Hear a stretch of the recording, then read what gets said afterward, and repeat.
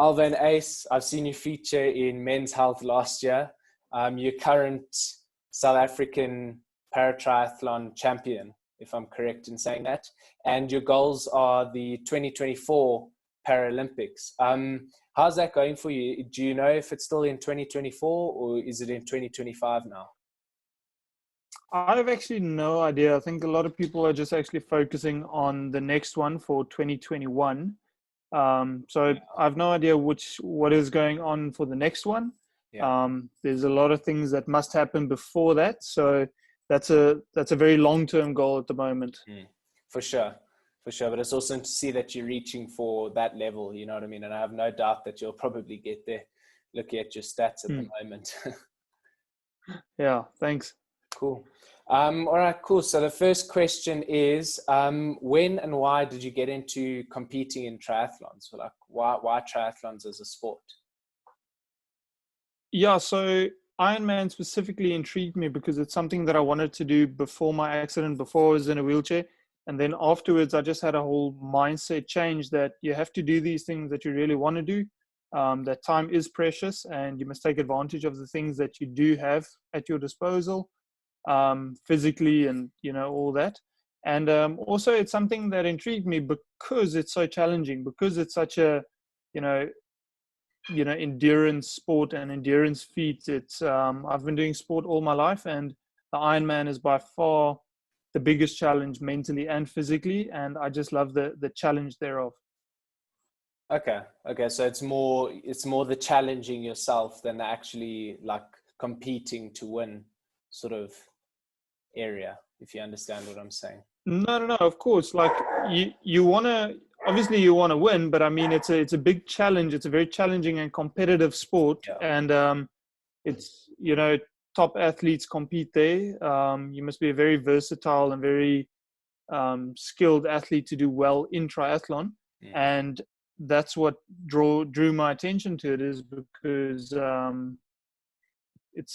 to me it's like the best of the best almost in endurance sport. Yeah, it's sort of apart from physical, it's extremely demanding on your body physically, but also on your mind mentally. Yeah, absolutely. Like it's more mental than it is physical.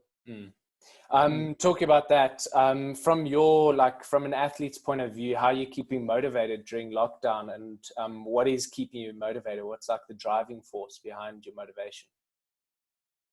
Yeah, so in lockdown, I found it actually very useful because now I can refocus on things that I really want to do the year. Yes, events have been cancelled, but it gave me a lot of time to actually think and to stay on track. That is this really that I want to do? Focus on the events to come, and then also training wise, I think it's the perfect moment to build on the things that you weren't that good in per se. So I can spend a lot of time indoor cycling. I can work on the weaknesses. And I think you build that hunger for the day that we will get out of here. You're going to have a new motivation, a new outlook on life, and take it on with both hands. Yeah, I like that. I like the way you said builds a hunger. But currently, I mean, we don't know really when the events are going to resume. So what's keeping you from saying, I don't know when the events are going to resume? So should I carry on or should I just slow it down? Well, to be honest, I had a few events planned that were going to take place in the near future. So, for instance, like I was going to do the Comrades this year, and I'm still going to do the Comrades. I'm just going to do it on my own because I enjoy the test. I enjoy the challenge. So I'm still going to do it. Even though there isn't an event, I'm going to do it privately organized. So it's more about testing myself and not really doing it for the medal. So it doesn't really matter if there is an event or not, because I'm still going to carry on to what I set my mind to and what I set my goals to. Okay, I see where you're coming from. So it's more personal gain than the actual competing side of things. Okay. Absolutely.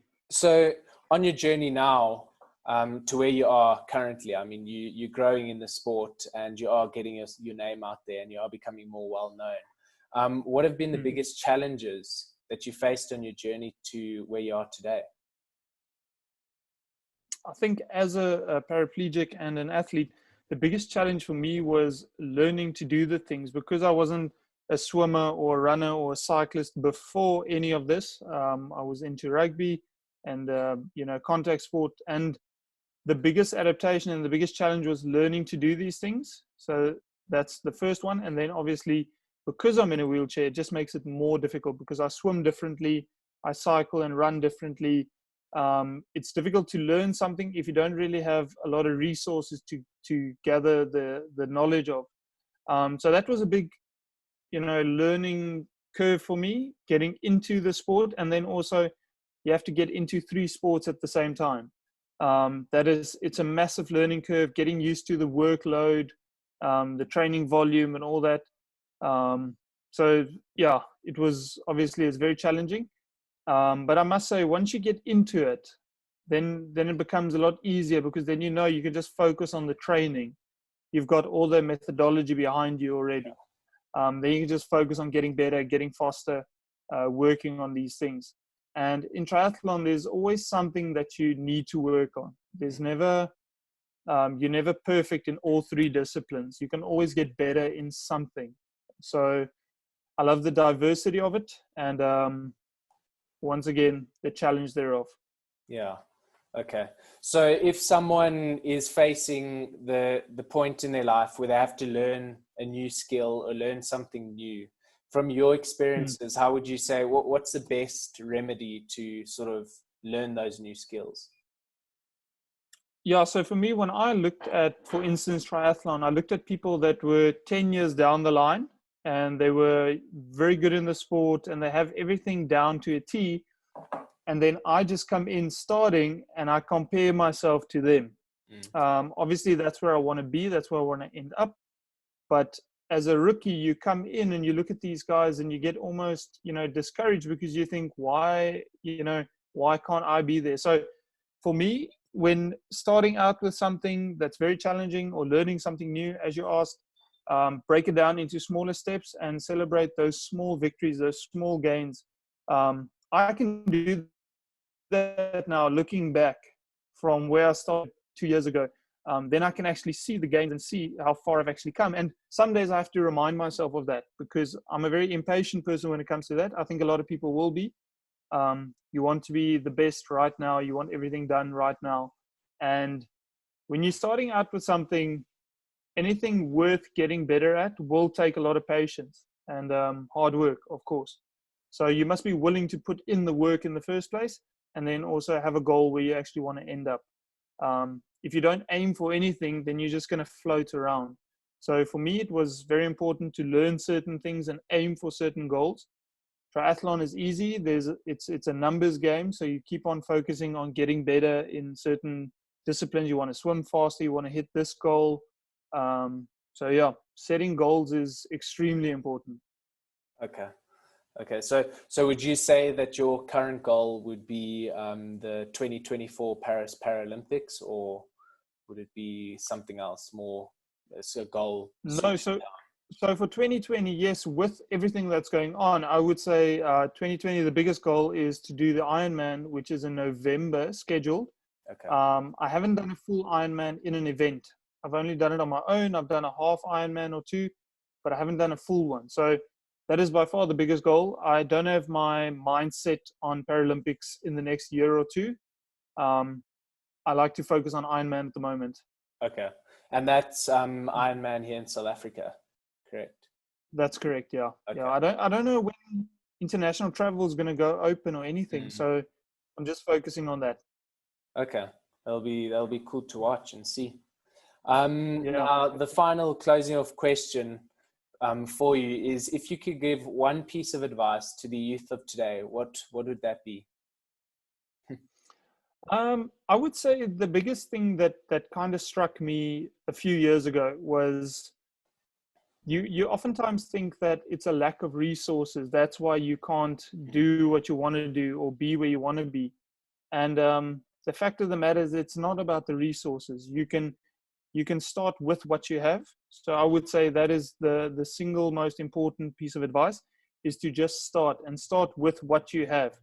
You don't need the best bike. You don't need the best camera to make videos. You don't need the best of something before you can start. I think it's it helps you if you start with something that isn't the best, because then you learn to master it with what you have. Yeah. And then as you upgrade your skill and also your equipment and stuff, you're much more appreciative of it, and you actually know what you're doing. So when, I for a very long time I wanted to do YouTube videos, but I always had an excuse not to do it, until one day I just invested obviously in a cheapish camera, and I started making the stuff, and I realized that I could have started way earlier. You can start with your phone, for instance. So it's not about the equipment, it's not what you have, it's what you do with it.